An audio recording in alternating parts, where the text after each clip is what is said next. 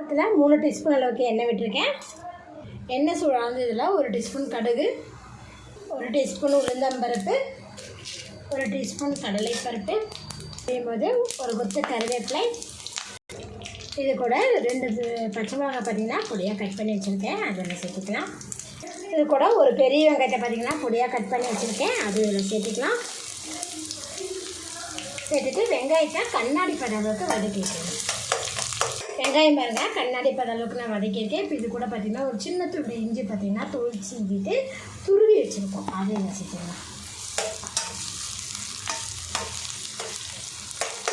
இஞ்சி துருவல் சேர்த்துட்டு நல்லா வதக்கி விட்டுட்டேன். இப்போ இது கூட 2 தக்காளி பழத்தை பொடியாக நறுக்கி வச்சுருக்கோம், அதில் சேர்த்துட்டு தக்காளி நல்லா சுண்டாக வதக்கிக்கலாம்.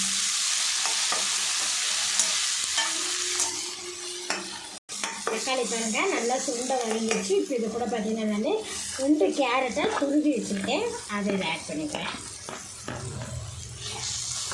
ஆட் பண்ணிட்டு நல்லா மிக்ஸ் பண்ணிவிட்டு வதக்கி விட்டுக்குவோம்.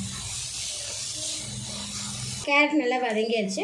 லோ ஃப்ளேமில் வச்சுட்டு 1/4 டீஸ்பூன் அளவுக்கு மஞ்சள் தூள், 1/4 டீஸ்பூன் அளவுக்கு மிளகாய் தூள் ஆட் பண்ணிக்கலாம். இப்போ இதை லைட்டாக வதக்கி விட்டுருங்க. மசால் பொடிகளை லோ ஃப்ளேம்லேயே லைட்டாக வதக்கி விட்டதுக்கப்புறம் இது கூட தண்ணி ஆட் பண்ணிக்கலாம். 170 கிராம் சேமியாவுக்கு 400 ml தண்ணி ஆட் பண்ணிடுவோம். இது கூட தேவையான அளவுக்கு சால்ட் ஆட் பண்ணிவிட்டு மூடி போட்டு க்ளோஸ் பண்ணிடலாம். 1 நிமிஷம் பார்த்திங்கன்னா ஹை ஃப்ளேமில் நல்லா கொதிக்க விட்டுருங்க. பாருங்கள் இப்போ நல்லா கொதிச்சிட்ருக்கும்போது இது கூட பார்த்திங்கன்னா நான் சேமியா ஆட் பண்ணிக்கிறேன், வறுத்த சேமியா.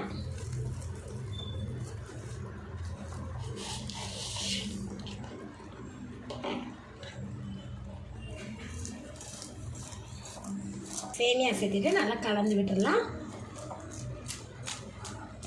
வறுக்காத சேமியா இருந்தால் நீங்கள் வறுத்துட்டு ஆட் பண்ணிக்கோங்க, அப்போ தான் பார்த்திங்கன்னா உங்களுக்கு நல்லாயிருக்கும். பண்ணி விட்டதுக்கப்புறம் 5 நிமிஷம் அது மூடி போட்டு லோ ஃப்ளேமில் குக்கிங் பண்ணிக்கலாம். 5 நிமிஷம் பார்த்திங்கன்னா நான் லோ ஃப்ளேம்லேயே வச்சுட்டேன். சேமியா பாருங்கள் நல்லா மசாலா பிடிச்சி நல்லா சூப்பராகவே குக் ஆயிடுச்சு. இப்போ இது கூட பார்த்திங்கன்னா நான் பொடியாக நறுக்கி வச்சுருக்கேன் கொத்தமல்லி தழை இலைகளை ஆட் பண்ணிடுவோம். கூடவே 1 டீஸ்பூன் அளவுக்கு நெய் விட்டுக்கலாம். நெய்யை லைட்டாக சூடு பண்ணிவிட்டு இதில் ஆட் பண்ணிக்கோங்க.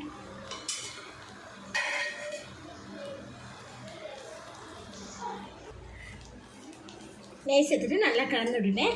சேமியா உப்புமாவே வேண்டான்னு சொல்கிறவங்க கூட நீங்கள் இந்த மாதிரி செஞ்சு கொடுத்தா நல்லா விரும்பி சாப்பிடுவாங்க ஃப்ரெண்ட்ஸ். இது வந்து பிரேக்ஃபாஸ்ட்டை கூட நாங்கள் ரெடி பண்ணிக்கலாம், நைட் டின்னருக்கு கூட செஞ்சு கொடுக்கலாம். அந்த அளவுக்கு பார்த்திங்கன்னா நல்லா டேஸ்டியாக இருக்கும். இந்த ரெசிபி பிடிச்சி லைக் பண்ணுங்கள், மறக்காம நம்ம சேனல் சப்ஸ்கிரைப் பண்ணிக்கோங்க. நன்றி.